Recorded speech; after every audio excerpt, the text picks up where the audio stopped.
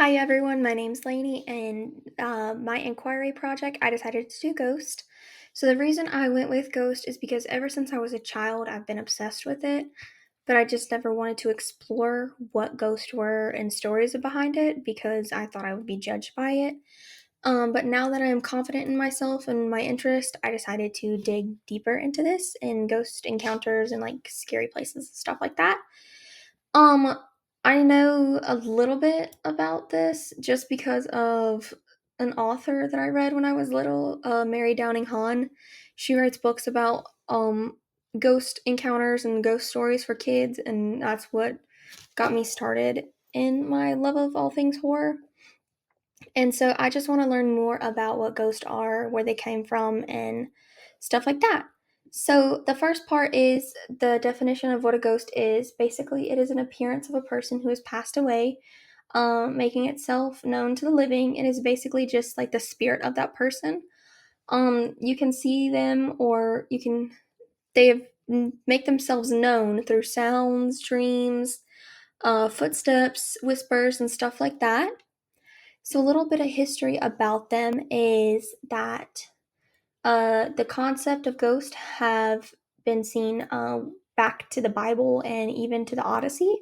There have been many historical figure sightings like Abraham Lincoln and Anne Boleyn, which I never knew about. But usually people celebrate or talk about ghosts during Halloween, but I wanted to know if ghosts actually exist. So I have a few stories that I have researched.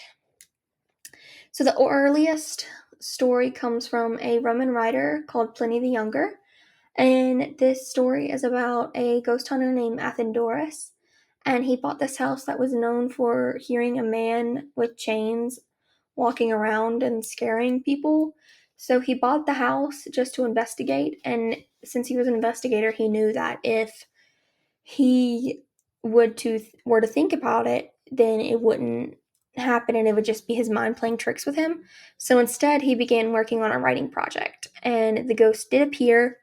And instead of acknowledging the ghost, he ignored him to the point where the ghost walked up to him and was standing in front of him. And Athenodorus told him to just wait.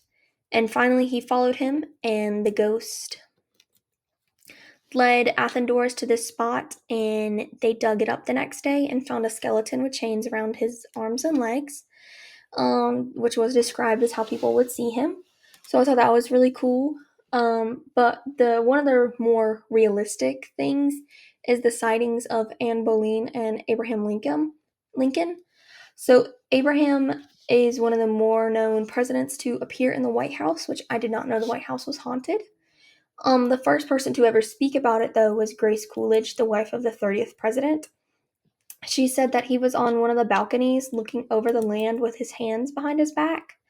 And she said she noticed him because of the top hat that he wore. And then Anne Boleyn was one of Henry the Seventh or Sixth. It's too many. But she was executed for adultery, witchcraft, incest, and treason. And it is said that you can find her around the castle where she lived, where she was executed, and even in her childhood home. Now, my favorite story is the story about the Winchester's mystery house. So this is about Sarah Winchester, and she had a really tragic life. Her child died at just a few months old, and then a couple years later, so did her husband. So this part is unknown. There's a lot of gaps in the story that people have made up. I don't know if it is she moved because of the tragedy or she moved because a medium told her to, but there's a lot of different stories about that. But basically, she spent 38 years renovating her home, building just random structures. So there are over 10,000 windows, 2,000 doors, 160 rooms, 47 stairways, and much, much more. The thing is that most of these rooms lead to nowhere. There are doors that lead outside and they're on the fourth floor. There are stairs that don't lead to any upstairs at all. There are rooms that are just blank and there's no way to escape. It's just so this is the part that I that's very controversial is people believe that she did this as a labyrinth because she, in the medium, created a ritual to summon her husband, but instead she summoned all the lives that her husband's rifles had taken, and that they had come to haunt her and try to harm her, so she had to build to survive. Now, I also heard that there is a curse, and a medium told her that if she doesn't continue building, the curse would get her, which is why her family died. Now some haunted places. These are a few places that I didn't know about. So first off is the Conjuring House. This is an actual place. It is based off of the movies. It's about the Perron family, and in 1971, the Perron family and their five daughters moved to the Conjuring House in Harrisville, Rhode Island. Now, it first started off with just little whispers and stuff, but eventually it led to a possession where Ed and Lorraine Warren had to get involved.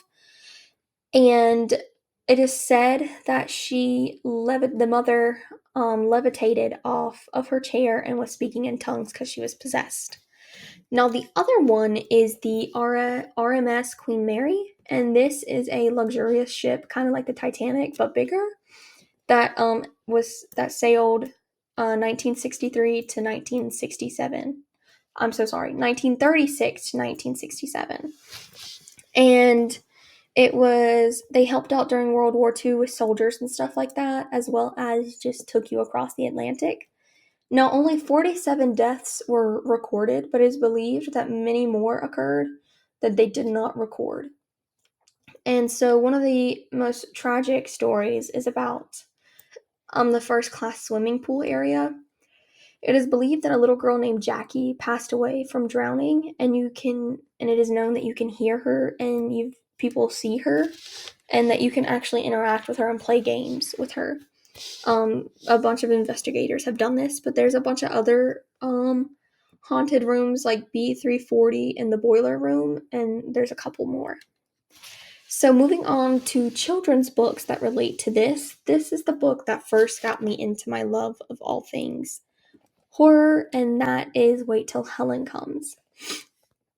So this book is about a little girl named Heather, and she moves in with her new stepmother and step-siblings, and she meets this ghost, and she befriends the ghost, but it turns out to be not a good befriending, and which makes the family grow closer together.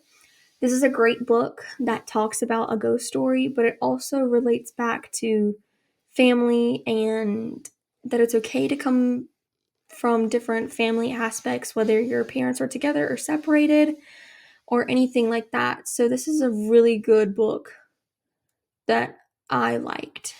And then the next book is How to Catch a Ghost. This is aimed towards more of the younger little kids.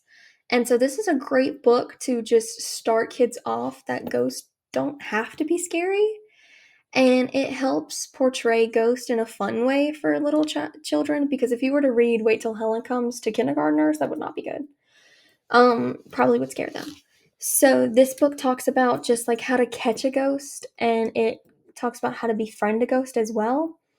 And it's a great book to start during the school year about how to make friends with each other and stuff like that.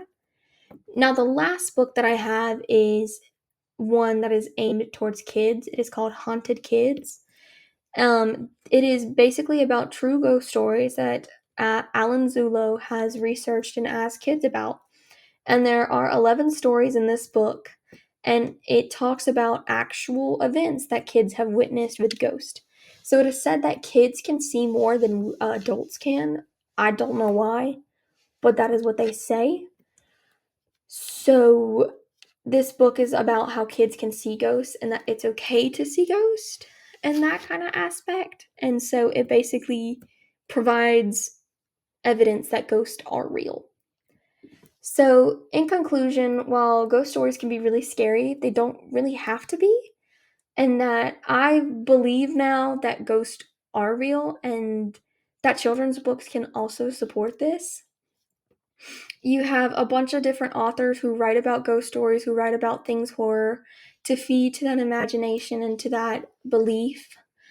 And when I was researching, I found out that there are actually a lot of younger kid books that aren't really necessarily about that ghosts are real, but about how ghosts can do things that humans can do and stuff like that.